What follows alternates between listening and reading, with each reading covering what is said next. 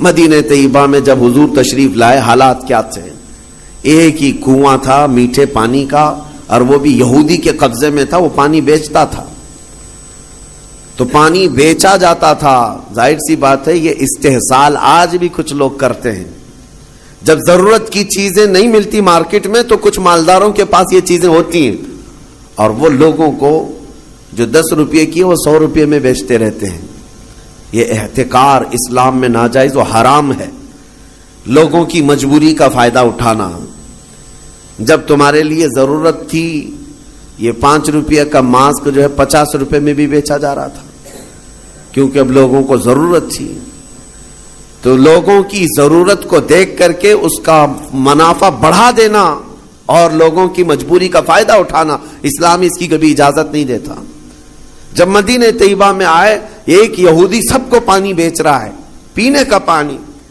صحابہ جو غریب تھے حضور کی بارگاہ میں آئے، عرض کیا کہ یا رسول اللہ صلی اللہ علیہ وسلم، اتنی غریبی ہے کہ ہم پانی خرید کر نہیں پی سکتے۔ حضور اکرم صلی اللہ تعالی علیہ وسلم نے اعلان فرمایا، کوئی ہے ہم میں سے جو اس کنویں کو خرید کر کے اللہ کی رضا کے لیے وقف کرے اور مسلمانوں کو پانی پہنچائے، اس کے لیے اللہ تعالی جنت کی پوری نہر عطا فرمائے۔ حضرت عثمان غنی کھڑے ہوئے، مال والے تھے، پیسے تھے، کہا کہ یا رسول اللہ صلی اللہ علیہ وسلم مجھے اجازت دیں، میں یہ سودا کرتا ہوں۔ گئے، لیکن ماننا بھی تو چاہیے۔ جو مالک ہے کنویں کا اس کے پاس آئے، یہودی تھا، اس سے کہا تو یہ کنواں مجھے بیچ دے، اور ریٹ لگانا شروع کیا، کتنا جو تھا ہی نہیں اس وقت کا ریٹ۔ آپ نے 1000 درہم سے شروع کیا، 1000، 2000، 3000، 4000 درہم چاندی کے سکے کو کہتے تھے۔ 10,000 درہم پر بھی لگایا، وہ دینے کو تیار نہیں ہوا، کہا نہیں میں بیچوں گا نہیں کنواں۔ پھر حضرت عثمان غنی نے ایک راستہ ہی نکالا، کہا اچھا ٹھیک ہے تو نہیں بیچے گا، پارٹنرشپ میں تو کر لیتے ہیں، آدھا آدھا کر لیں گے، تو آدھا مالک میں آدھا مالک، ایک دن تو بیچ ایک دن میں بیچوں گا۔ وہ اس بات پر راضی ہوا کہ کنواں تو میرے پاس ہی رہے گا، پارٹنرشپ میں لے لوں گا۔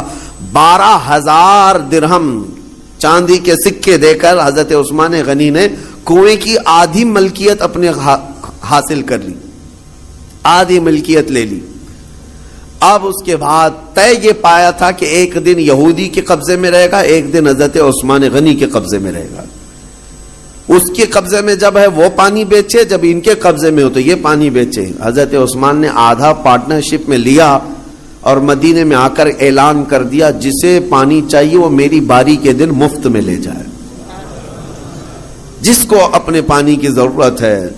مدینے کے غربا، مساکین اور سب اہل مدینہ حضرت عثمان کی باری کا انتظار کرتے، جس دن ان کی باری ہوتی سب پانی لے لیتے، اور جب یہودی کی باری ہوتی وہ مکھیاں مارتا بیٹھتا، کون خریدتا؟ جب پانی مفت میں تقسیم ہو رہا ہو تو پیسے دے کر اس سے کون لیتا؟ تو اس نے جو سودا کیا تھا پھر وہ کہنے لگا کہ میں تو گھاٹے کا سودا کر لیا۔ عثمان چالاکی کر گیا، یہودی کہتا رہا، اور اس کے بعد کئی دن تک اس کے کنویں پر کوئی خریدار نہیں آتا۔ تو اب حضرت عثمان کے پاس وہ آیا اور کہا باقی آدھا بھی خرید لو، آدھے کی جو پارٹنرشپ چلا رہے ہو باقی آدھا بھی تم خرید لو۔ حضرت عثمان غنی اس وقت کہتے ہیں اب مجھے خریدنا نہیں ہے، پارٹنرشپ پہ ہی چلیں گے، آدھے آدھے پر ہی چلیں گے۔ پھر حالات یہاں آئے کہ بہت اونے پونے اس یہودی کو چند سکوں پر، چند درہموں پر اپنا پورا کنواں دے کر جانا پڑا۔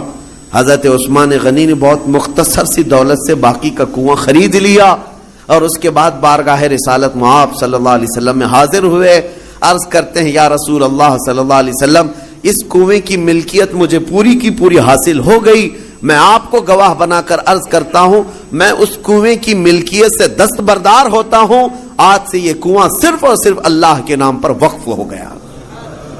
جسے پانی چاہیے وہ کنواں آج بھی 1400 سال کے بعد پانی دے رہا ہے، مدینے میں آج بھی موجود ہے، پورے مدینے کو پانی پلایا۔ مدینے والے جب تک رہے پانی پیتے رہے، پورے خلفائے راشدین کا دور گزرا، صحابہ تابعین کا دور گزرا، نہ جانے کتنے بادشاہوں کا دور گزرا، وہ کنواں اسی طرح موجود ہے. آج کے دور میں بھی جا کر کے دیکھیں, پورا ایک محلہ ہے بیر عثمان نام سے مدینے میں. بیر عثمان کا مطلب ہوتا ہے عثمان کا کنواں, پورے محلے کا نام ہے. یہ میں آپ کو یہ کہنا چاہتا ہوں, اللہ نے اگر آپ کے پاس کوئی چیز دولت عطا کی, نعمت عطا کی, اس کو اگر مخلوق خدا پر ریٹرن کرتے ہو, ختم نہیں ہوتا, مولا ہمیشہ کے لیے قائم فرما دیتا ہے. اور قرآن میں وَأَمَّا مَا يَنْفَعُ النَّاسَ فَيَمْكُثُ فِي الْأَرْضِ, جو لوگوں کو نفع دیتا ہے وہ زمین میں ہمیشہ برقرار رہتا ہے. لوگوں کو نفع دیتا ہے وہ زمین میں برقرار رہ جاتا ہے. آج کے اس ظالمانہ نظام کے خلاف میں بات کروں گا. اقوام متحدہ UN کی رپورٹ کے اعتبار سے, ابھی پچھلے سال کی بات کر رہا ہوں, 2022 میں تقریباً 53 کنٹریز ایسی ہیں جس میں 11.5 کروڑ لوگ صرف بھوک کی وجہ سے مرے ہیں. 11.5 کروڑ لوگ بھوک مری. یہ دنیا کا اتنا بڑا وہ ہے. میں پوچھنا چاہتا ہوں, یہ رپورٹ نکالنے والے وہ بڑا ادارہ ہے, وہ بڑا ادارہ ہے اقوام متحدہ UN, جن کے پاس بڑے بڑے کنٹریوں کے بادشاہ آ کر بیٹھتے ہیں میٹنگوں کے لیے. تو رپورٹ نکالنے والوں کو کیا یہ شرم نہیں آتی کہ افریقہ کے غریب بچوں کی تصویریں چھاپ دیتے ہو؟ عربوں کی سونے کی کرسی کو کبھی کیوں نہیں ہلا کر کے پوچھتے کہ تمہارا ایک لقمہ ان کی زندگی بناتا ہے؟ کیوں نہیں پوچھا جاتا؟ دنیا میں یہ نظام نہیں ہے. دنیا آج مالداری کے حصول میں اور کمپٹیشن میں اتنی آگے بڑھ رہی ہے, ہر کوئی مال میں کمپٹیشن کرنا چاہ رہا ہے. آج عربوں کی حالت بھی دیکھیں آپ جا کر, وہ اونچی بلڈنگیں بنانے میں ایک دوسرے کی دوڑ میں لگے ہوئے ہیں. کسی کو 150 منزلے کی بنانی ہے, کسی کو 200 منزلے کی بنانی ہے, اور ایسے ایسے پروجیکٹ پلان لوگوں کے درمیان متعارف کرانا چاہتے ہیں. سعودی بھی دوڑنے لگ گیا, قطر بھی دوڑ رہا ہے, UAE بھی دوڑ رہا ہے. مال کی ریل پیل اتنی ہے, لیکن ان کے قریب میں یمن کے 50 لاکھ لوگ بے گھر ہیں. سیریا کے, شام کے, عراق کے, فلسطین کے بچے کھانا تو دور, بیماری میں دوا کی ایک گولی انہیں میسر نہیں ہے. وہ چھوٹی چھوٹی بیماریوں میں دم توڑ جاتے ہیں, مر جاتے ہیں. ہے تو امت مصطفیٰ.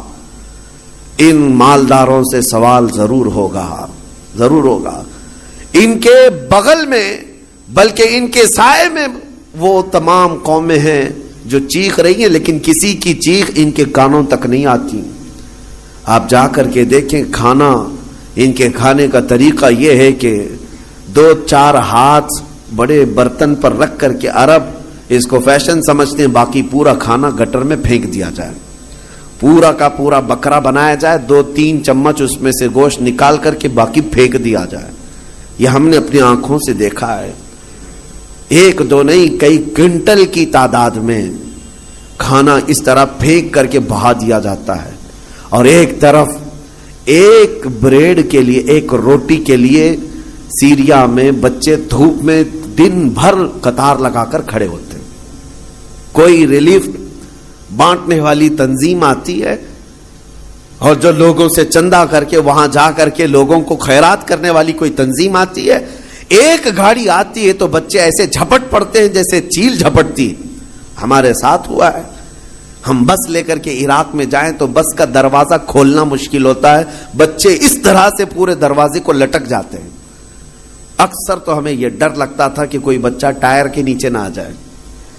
ڈرائیور سے ہم بار بار کہتے بھی تھے کہ اتنے بچے ہیں, ایک بار بس کسی محلے میں چلی جائے تو 100-150 بچے 5 سال سے 7 سال کی عمر کے, دیکھو تو ان کے چہرے گلابی رنگت خوبصورت ہے, لیکن الجھے بال, پھٹے کپڑے, اور ہمارے کپڑوں سے لپٹ جائیں, اور بانٹنے والا تھک جاتا ہے. مجھے یاد ہے 11ویں شریف کے موقع پر بکرے ذبح کر کے ہم نے اپنا نہیں پکایا, ان غربا اور مساکین کے جو ریفیوجی کیمپ تھے اس میں لے کر کے گئے. ایک ایک گوشت کا ٹکڑا 1/4 کلو کا ہوتا تھا. 1/4 کلو کا گوشت کا ٹکڑا ایک ایک کو تقسیم کیا جا رہا ہے. بچے اس طرح سے جھپٹ کر کے لیتے, اور میں نے دیکھا ہماری آنکھیں بھیگ گئی تھی.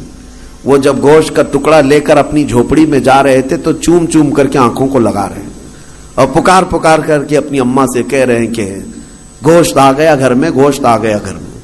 یہ کیفیت ان ممالک کی میں بتا رہا ہوں جہاں امت مصطفیٰ آباد ہے۔ میرے عزیزو، یہ درد اس لیے کہہ رہا ہوں، ایک طرف سرمایہ دارانہ نظام ہے، اربوں کی پیسوں کی ریل پیل دیکھو، ان کو سونے کی کرسیاں بنانا ہے، سونے کی کموڈ بنانا ہے، ان کو لگژری گاڑیوں کا کلیکشن جمع کرنا ہے، اور کوئی امریکہ اور سپر پاور کنٹری کا کوئی بادشاہ آئے، کوئی بڑا لیڈر آئے تو اس کو سونے کی زنجیروں سے اور اس کو گفٹ سے بھر دینا ہے، لیکن ایک غریب کو 2 لقمے کھلانے کی ان کے اندر توفیق نہیں۔ یہ سارا مسئلہ صرف توفیق الہی سے ہے۔ اسی لیے رمضان المبارکہ میں ان لوگوں کا احساس کرو۔ اگر احساس نہیں ہے تو پھر جینے کا کوئی مقصد بھی نہیں ہے۔ احساس ہی سب سے بڑے ایمان کی طرف لے جاتا ہے۔